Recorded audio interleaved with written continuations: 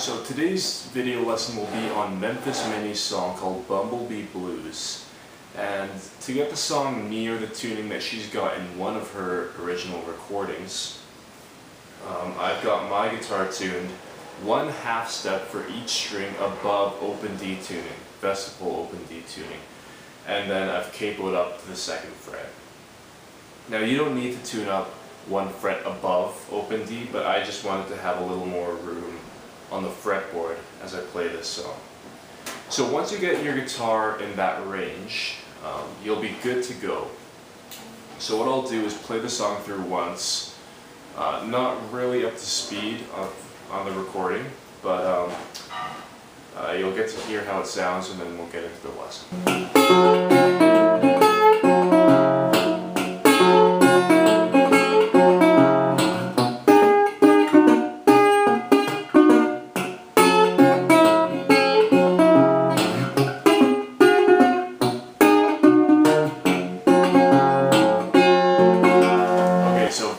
Blues is a very intricate combination of a bass part and a treble part, and it's so intricate that I'm pretty sure that there were 2 separate guitar players, at least on the recording that I used, playing the parts.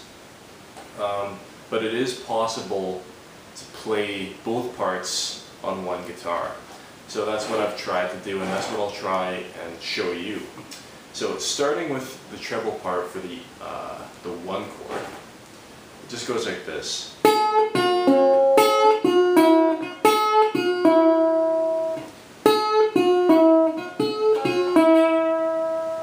So that's just a bend on the 3rd fret of the top string, then open, and then the 3rd fret of the 5th string. Okay, so once again, bend on the 3rd fret,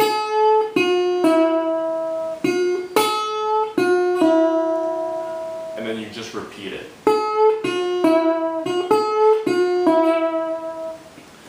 Now the really hard part comes when you want to come and combine it with the bass line, which goes like this.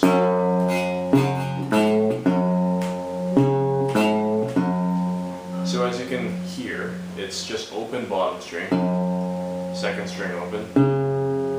Then on the bottom string you bend the 3rd fret. And just like the treble part, you're going to repeat that. Another pair. Now, once you want to combine the 2 parts, on their own they're not very difficult, but once you want to combine them, it kind of comes out like this.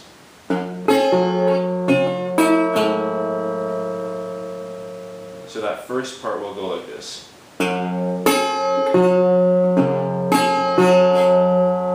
Actually, hold on, let me just correct the way that I explained the bass part. The bass part actually goes like this.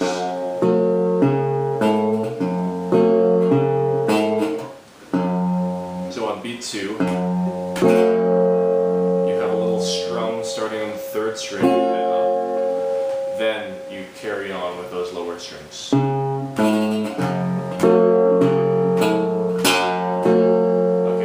So once you want to combine them now, it goes like this. So that's the first part.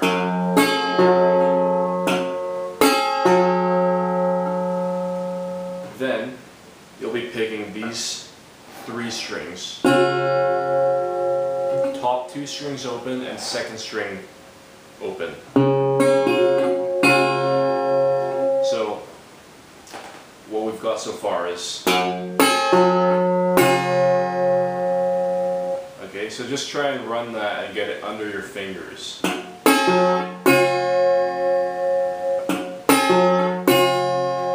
Then what comes is the fretted notes, which are the 3rd frets of the 5th string and the bottom string. And of course, as you'll remember, there will be a little bend on that bottom 3rd fret. So again, just going with what we now have learned, it's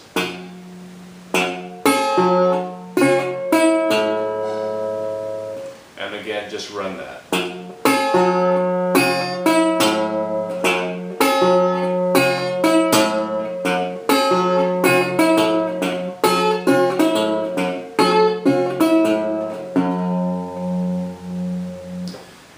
Now that's the first little part of that one chord.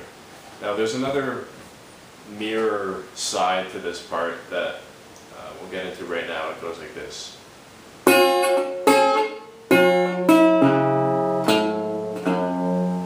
And what you do is you combine that part that we've already learned with the part that we're now about to get into. And then that A part and that B part, we put them together and replay them. So that B part goes like this. Actually, I'll just play it through. It goes like, it starts with a pluck of the top two strings.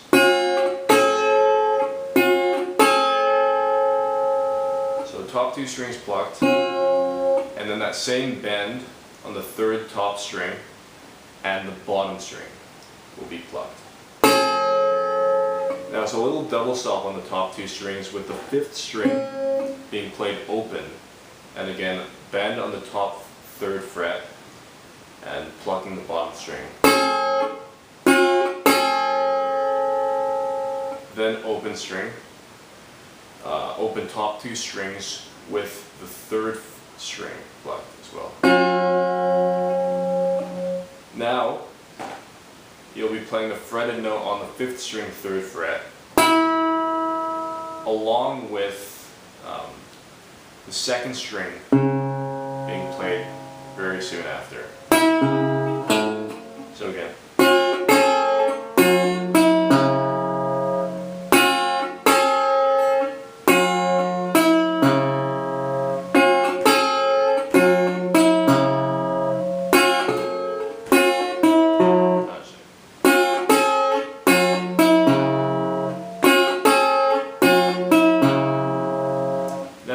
To get added into that part will be the bend alone on the third fret of the bottom string.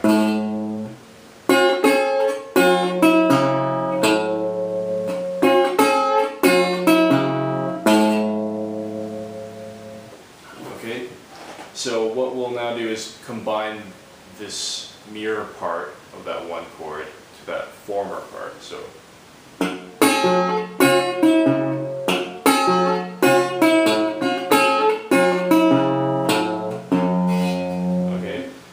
So if you now kind of forget what that first part is, just rewind and check it out earlier.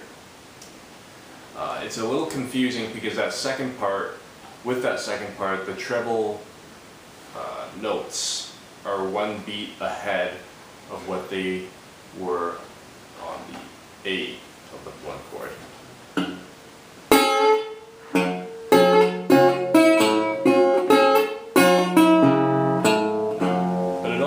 And what you'll have to do is repeat that pair one more time, and then you'll be ready to get into the 4 chord.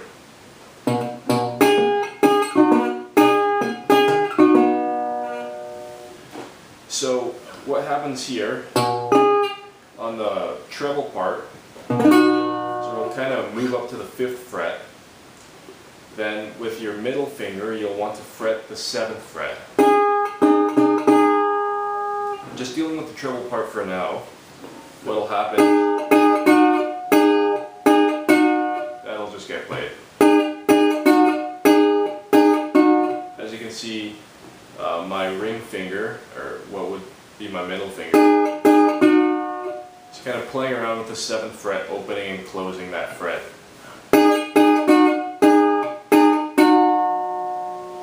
Like that.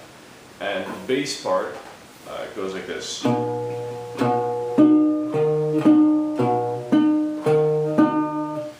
So it's just a pluck on the bottom 5th string, or 5th fret. Then again, just starting from the 3rd string up, just a little strum. And then the next bass note is actually the 9th fret. And it'll probably be best if you fret this with your ring finger.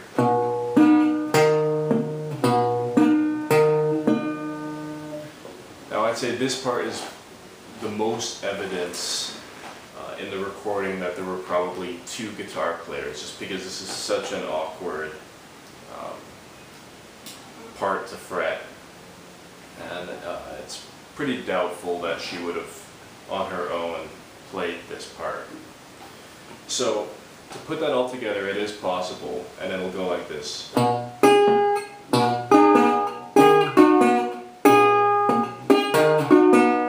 So slowly. Just a pluck on those treble strings. And then I'm opening and closing with my middle finger on the treble part.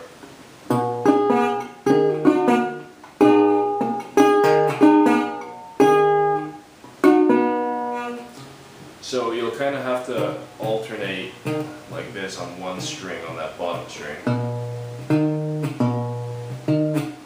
Opening and closing between the 7th and 9th frets, and then also opening and closing between, on the treble part, the 5th and 7th frets. And here you'll have the 5th and 9th frets. So a little more of a stretch, but a little more straightforward actually, I'd say, than that first 1 chord part. What he will do next, or what she will do next, is go back to that 1 chord part.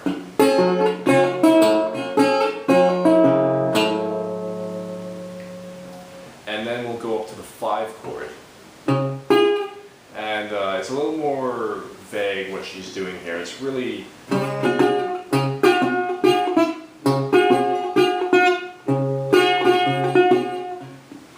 kind of her just playing around on the treble part mainly between these 2 notes, and then everything else kind of revolves around that. So what I like to do is kind of play a brief alternating bass between the 1st and 3rd strings.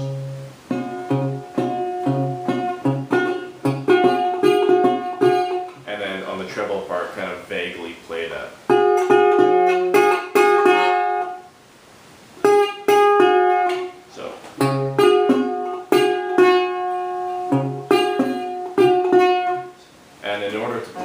Playing a bar on the 7th fret with my middle finger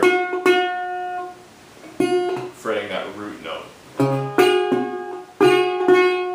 and then playing a double stop and then a single note on that root. So again,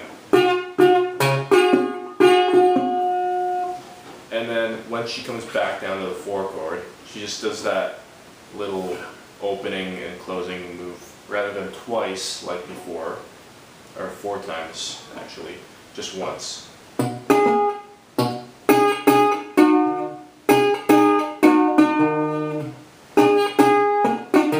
So 5 chord,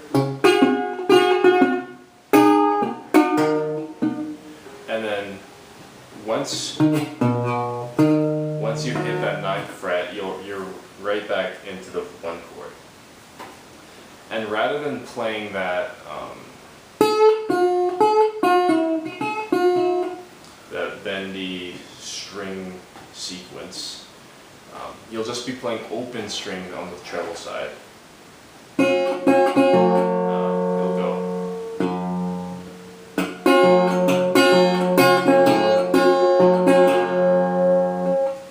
something along the lines of that. So it's nice because you'll only have open strings on the top side. That'll probably suffice. And then on the bass side, what you'll just do is work on simultaneously playing that original bass part, now along with those open strings.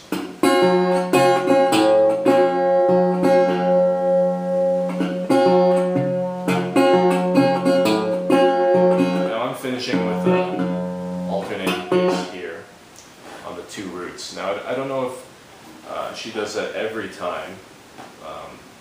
It's probably good enough to just stick with the bottom root.